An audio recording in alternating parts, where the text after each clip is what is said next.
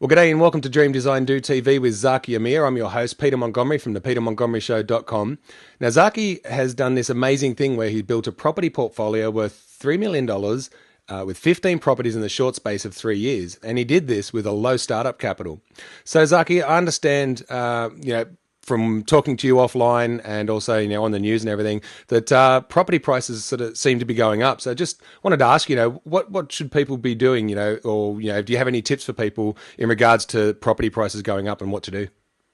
Hi, Peter. That is true, in my opinion, that property prices, let's just say, especially in Sydney, are on the way up, and it's actually been rising since late last year. Looking at the RP data reports, and this rise also applies to in Darwin and Sydney, and Melbourne and Brisbane are starting to follow up. And so the question is, what do you do when prices are starting to go up? Do you sit and watch it? Do you dive in? And what's the decision to make? Now, if property prices are going up, let's just talk about the current market in September 2013. Interest rates are historically very low. So, in my opinion, if property prices are going up and rates are very low, that means rates haven't caught up yet to the rise in property prices, which means, in my opinion, in my view, the current market is the perfect opportunity to get in.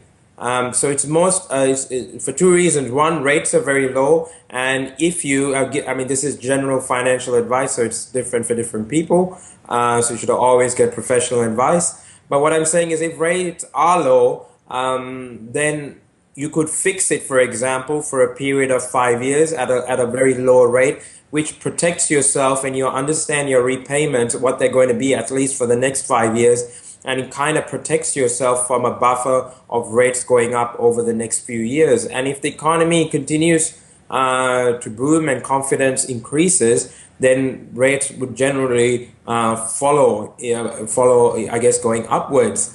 So that's one part about the rates. And then when it comes to the actual price of the properties, it's very important that you don't overpay in the current market.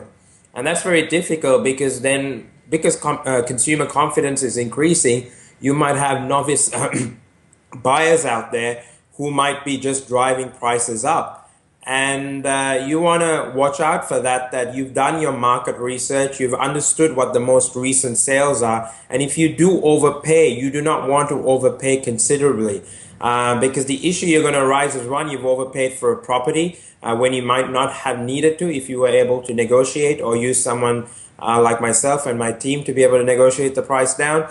The second thing is, if you overpay, you might run into the issue with bank valuations.